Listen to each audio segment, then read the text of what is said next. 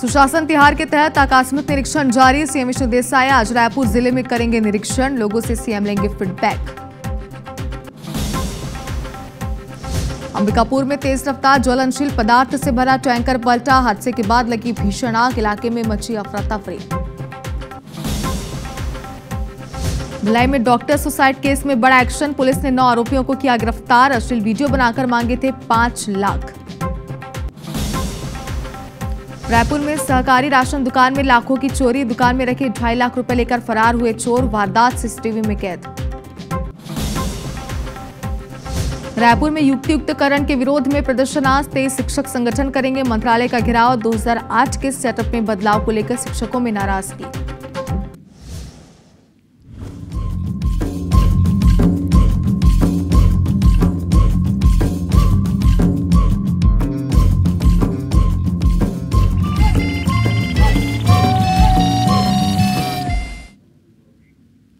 Good morning Chhattisgarh, आप देख रहे हैं IBC 24 और मैं हूं आपके साथ शुभांगी ठाकुर। इस बुलेटिन में हम आपको देंगे छत्तीसगढ़ की अब तक की सभी खबरों का पूरा अपडेट।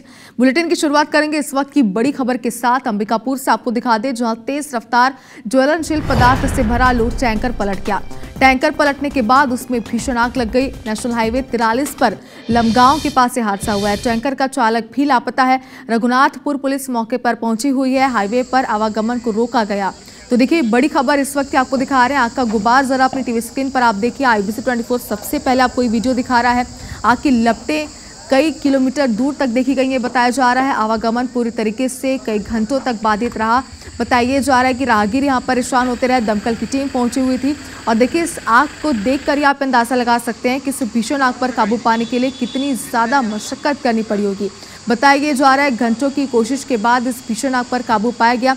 हालांकि देखिए, इस हादसे में एक राहत की बात यह रही कि समय रहते चालक और परिचालक ने जैसे तैसे कूदकर अपनी जान बचा ली। कोई जनहानि इसमें नहीं हुई है। लेकिन जरा देखिए आप, कितनी भीषण ये आग है। आग की लपटें, आग का गुबार कई किलोमीटर दूर तक देखा गया, ये बताया जा रहा है।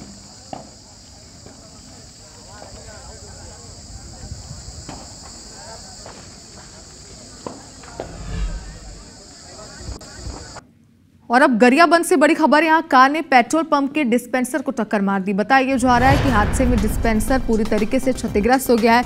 घटना का सीसीटीवी फुटेज सामने आया। देवभोग के पेट्रोल पंप का ये मामला बताया जा रहा है। तो ये बड़ी खबर इस वक्त की हम आपको दिखा रहे हैं। तस्वीरें सर आप देखिए, ये पूरी घटना फुटेज में कैद हो गई। सीसीटीवी फुटेज इसका सामने आया। कार ने पेट्रोल पंप को टक्कर मारी। हादसे में डिस्पेंसर पूरी तरीके से क्षतिग्रस्त हो गया। आप जरा देखिए, वहाँ पर कर्मचारी भी हैं, पेट्रोल पंप के जो लोग हैं वो भी यहाँ पर जैसे तैसे बसते हुए नजर आ रहे हैं। और एक राहत की बात रही कि कोई जनहानि इसमें नहीं हुई है, कोई हादसा यहाँ पर नहीं हुआ। लेकिन बताया जा रहा है कि डिस्पेंसर पूरी तरीके से क्षतिग्रस्त हो गया। तो पूरी इस घटना का सीसीटीवी फुटेज भी सामने आया, जो इस वक्त आप अपनी टीवी स्क्रीन पर देख रहे हैं।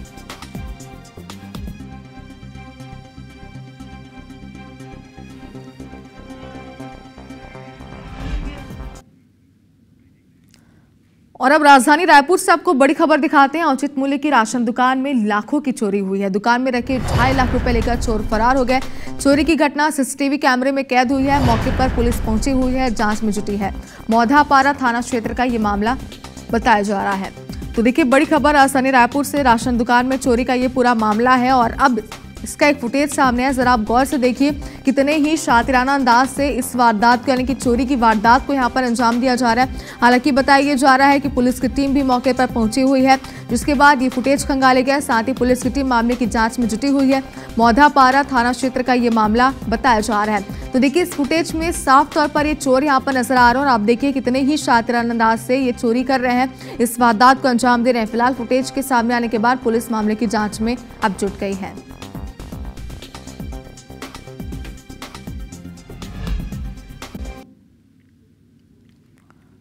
और अब राजधानी रायपुर से बड़ी खबर, यहाँ युक्तियुक्तकरण के विरोध में आज प्रदर्शन होने वाला है। 23 शिक्षक संगठन मंत्रालय का घेराव करेंगे। 2008 के सेटअप में बदलाव को लेकर शिक्षकों में जमकर नाराजगी है। युक्तियुक्तकरण प्रक्रिया को रद्द करने की मांग की जा रही है। तो देखिए, इस पूरे मामले को लेकर कई बार अपनी मांग इन्होंने सामने रखी है प्रशासन के, सरकार के, लेकिन मांग पूरी नहीं हुई। इन्होंने आक्रोश भी दिखाया, लेकिन उसके बावजूद भी इनकी नहीं सुनी गई, जिसके बाद अब आज मंत्रालय का घेराव करेंगे शिक्षक। बताया जा रहा है कि इनकी पूरी रणनीति के तहत सबसे पहले मंत्रालय का घेराव करेंगे और अपनी बातों को रखेंगे।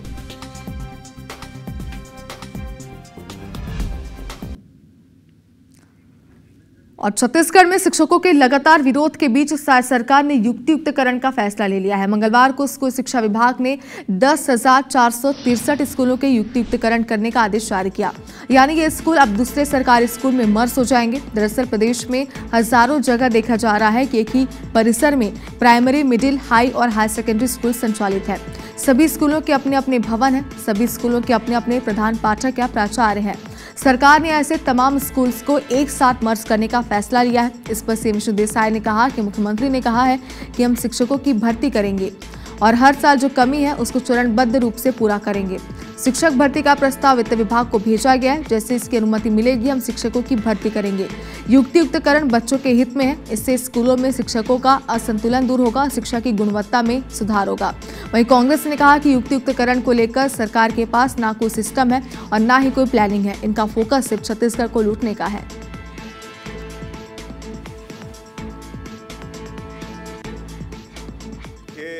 जो युक्तियुक्तकरण है ये छात्रों के हित में है। हम उसको ठीक करते हैं बच्चों के हित में।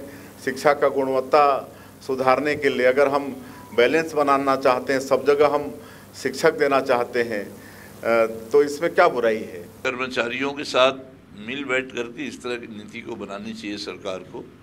निश्चित तौर पर आज जो हमारे शिक्षक संघ इस युक्तियुक्तकरण को लेकर के हड़ताल पर है और उसको लेकर के लगभग प्रदेश की 23 से ज़्यादा संगठनों ने उन्हें समर्थन दिया है। तो सरकार को इसको बच्चों के भविष्य को भी देखते हुए और शिक्षकगणों की भी असुविधाओं को देखते हुए तत्काल निर्णय लेनी चाहिए ताकि उनको इस तरह के आंदोलन का रास्ता ना अख्तियार करना पड़े। अभी भी युक्तियुक्तकरण की बात कर रहे हैं, ना तो इनके पास कोई प्लानिंग है, ना इनके पास कोई वो है कि हम क्या योजना बनाएंगे और किस तरीके से करेंगे।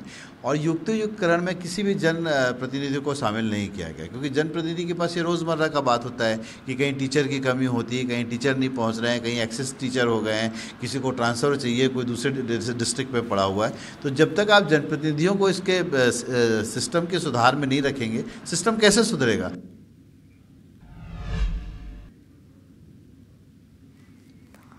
और भारतमाला परियोजना के तहत भूमि अधिग्रहण में अब धमतरी में बड़ा मुआवजा घोटाला उजागर हुआ है। कोयला घोटाले में जेल में बंद आईएएस रानू साहू के पति और धमतरी के तत्कालीन कलेक्टर जयप्रकाश मौर्य रहते उनके ससुर, साला, साली समेत रिश्तेदारों को करोड़ों रुपए का मुआवजा दिलाने का आरोप है, जबकि असली किसानों को उनके हक से वंचित कर दिया गया। मुआवजा पत्रक और शासन द्वारा प्रकाशित मुआवजा प्रकरण के दस्तावेजों से ये स्पष्ट है कि अवार्ड पास होने से पहले ही प्लॉटिंग कर कृषि भूमि को छोटे छोटे टुकड़ों में बांटा गया है। इसके बाद नामांतरण कर रजिस्ट्री की गई और मुआवजा राशि कलेक्टर के रिश्तेदारों को दी गई है। यह पूरा मामला अवैध प्लॉटिंग में जमीन के टुकड़े करना जैसा है, जिसे रोकने और कार्रवाई की जिम्मेदारी खुद कलेक्टर की होती है। लेकिन आरोप है कि तत्कालीन कलेक्टर जयप्रकाश मौर्य ने आशय पत्र को लीक कर अपने रिश्तेदारों को जमीन खरीदने की सूचना दी और बाद में उन्हें भारी मुआवजा दिलवा दिया। घोटाला कर 40,24,770 रुपए मुआवजा स्वीकृत किया गया। राजस्व मंत्री ने कहा है कि जांच कर उचित कार्रवाई की जाएगी।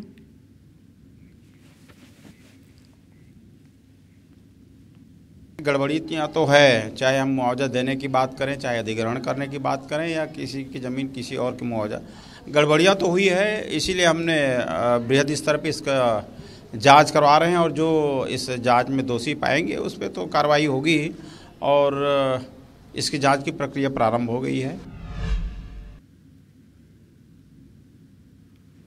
और अब आपको देते हैं आपके प्रदेश का वेदर अपडेट। छत्तीसगढ़ में मौसम का हाल अगर आपको बताएं तो मौसम विभाग ने प्रदेश में बारिश का अलर्ट जारी कर दिया है। कहीं हल्की से मध्यम तो कहीं भारी बारिश की चेतावनी है। रायपुर, दुर्ग, बिलासपुर में बारिश होगी। सरगुजा संभाग के जिलों में भी बारिश होगी।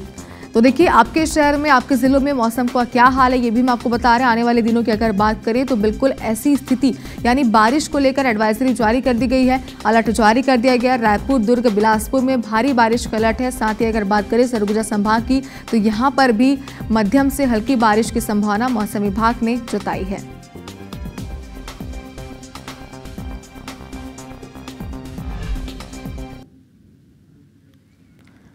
और मंगलवार को छत्तीसगढ़ के कई जिलों में बारिश हुई है। कई इलाकों और सड़कों पर जलभराव की स्थिति है, जिससे लोगों को परेशानियों का सामना करना पड़ रहा है। बारिश की 3 तस्वीरें हम आपको दिखा रहे हैं, जहां जनजीवन पूरी तरीके से अस्त व्यस्त हो गया है। राजधानी रायपुर में हुई बारिश से कई इलाकों में जलभराव की स्थिति है। प्रमुख मार्गों में पानी भर गया है। सरगुजा संभाग इलाके में भी झमाझम बारिश हुई, जिससे मैनपाट सहित अन्य इलाकों के नदी नाले उफान पर हैं। बारिश के बाद सरगुजा जिले में अधिकतम और न्यूनतम तापमान में लगातार गिरावट दर्ज की गई है। बलरामपुर जिले में भी लगातार 2 दिनों से बारिश हो रही है। लोगों के लिए ये बारिश अब आफत बन गई है। कई जगहों पर ब्लैकआउट है। नगर पंचायत राजपुर के निचली बस्तियों में पानी भर गया है, जिससे लोगों को परेशानियों का सामना करना पड़ रहा है।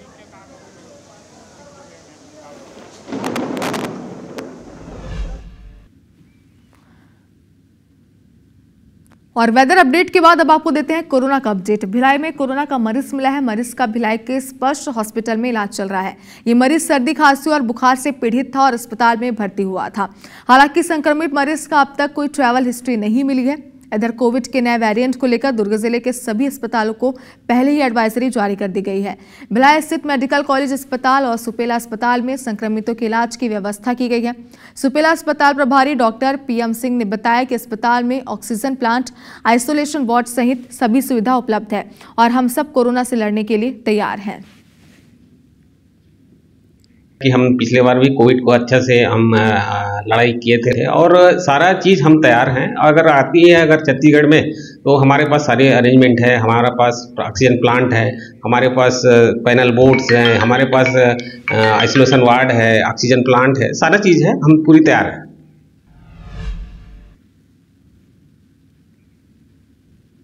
और बदलते मौसम के साथ बिलासपुर में बीमारियों का प्रकोप भी शुरू हो गया है। पीलिया के बाद अब डायरिया के मामले सामने आ रहे हैं। शहर से लगे ठेठा, डबरी और शांतिनगर इलाके में डायरिया का प्रकोप देखा जा रहा है। यहाँ 28 लोग डायरिया से बीमार हैं। इसमें से 5 लोगों को गंभीर हालत में सिम्स में भर्ती कराया गया। बताया जा रहा है कि पेयजल के पाइपलाइन नालियों से होकर गुजरते हैं। कई जगहों पर पाइपलाइन के जर्जर और लीकेज होने के कारण नालों के माध्यम से दूषित पानी लोगों के घरों तक जा रहा है, जिसके सेवन से लोगों की तबीयत बिगड़ रही है। फिलहाल स्वास्थ्य विभाग ने प्रभावित क्षेत्र में कैंप लगाया और गंभीर मरीजों के स्वास्थ्य पर निगरानी रखी जा रही है। स्वास्थ्य विभाग ने पानी के सेवन में सतर्कता बरतने की अपील की है। सामने आया है 10-15 जने भैया और एडमिट भी है और सिर्फ ये गंदगी के नाम से नाली जाम हो जाते, पूरा कचरा साफ नहीं हो टाइम से, पूरा जाम हो जाते, इसीलिए बीमारी फैले है। नगर निगम फिलहाल जब से अभी बीजेपी की गवर्नमेंट बनी है, बीजेपी का महापौर बना है, तब से लीकेजों की समस्या बढ़ गया है।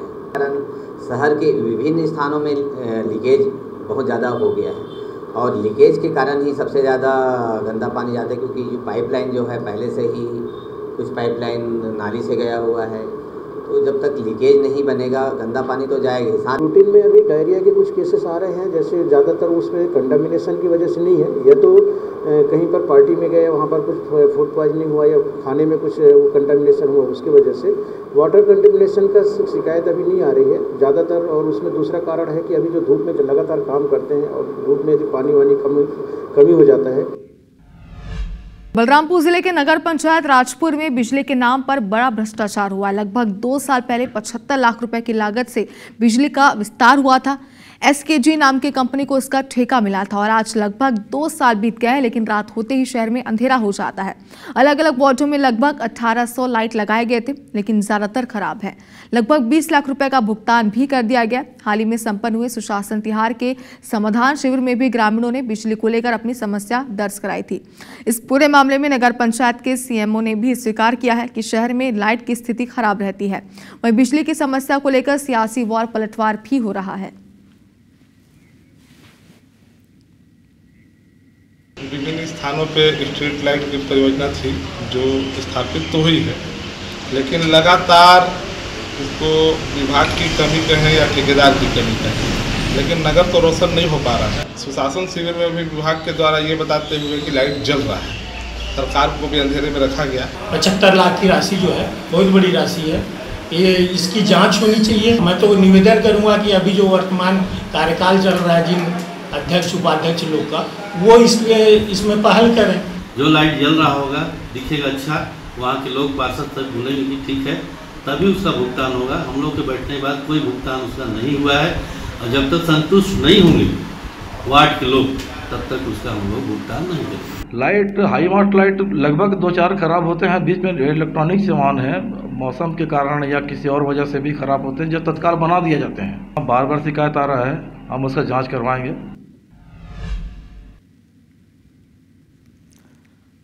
और कोरिया जिले से अलग होकर बने मनेंद्रगढ़ जिला मुख्यालय के लोगों को कई काम के लिए बैकुंठपुर जाना पड़ रहा है। 3 साल बाद भी मुख्यालय के लोगों को सबसे ज्यादा परेशानी राजस्व विभाग के भू अभिलेख को लेकर होती है। ग्रामीण 150 किलोमीटर का सफर तय कर पहले आवेदन लगाने जाते हैं और फिर दी गई तारीख पर नकल लेने के लिए जाते हैं।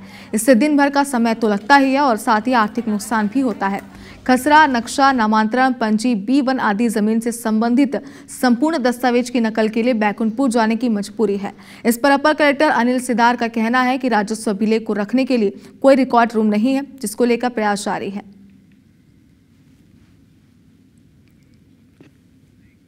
तो अभी तक कुछ मिल नहीं पाता, आवेदन भी जमा नहीं हो पाता और परेशानी बहुत ज़्यादा है। कहाँ नसीब से परेशानी होकर हम इतना परेशान है कि मतलब कि आदमी बहुत ज़्यादा परेशान है। लोगों को मतलब टाइम पे नहीं काम हो पा रहा है। कलेक्टर सर के द्वारा भी इस विषय पर रिसेंटली चर्चा की गई थी और उनके द्वारा ये कहा गया है कि कलेक्ट्रेट के किसी कक्ष में फिलहाल अभी हम टेम्पररी, जब तक हमारे पास स्थायी अभिलेखागार न प्राप्त हो जाए, और इसके लिए 1 महीना पहले ही PWD के इंजीनियर को बुला के ये जो हमारे इस कलेक्ट्रेट के सामने एक रिक्त स्थान है उसको अभिलेखागार के लिए प्रपोज किया गया, तो उनसे एस्टीमेट आहूत किया गया कि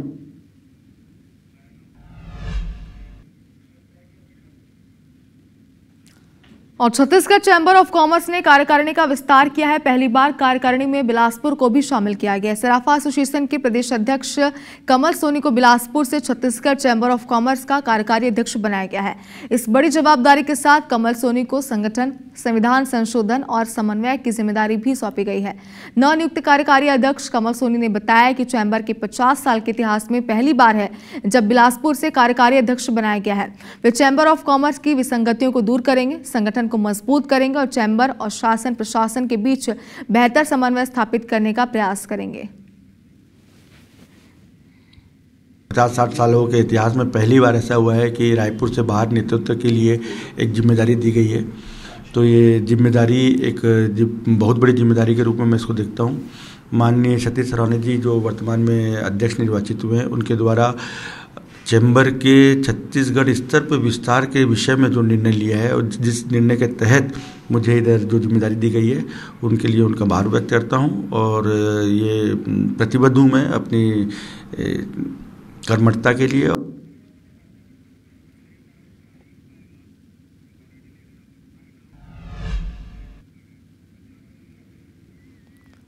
इसी के साथ गुड मॉर्निंग छत्तीसगढ़ में फिलहाल इतना ही। आप देखते रहिए IBC 24। नमस्कार।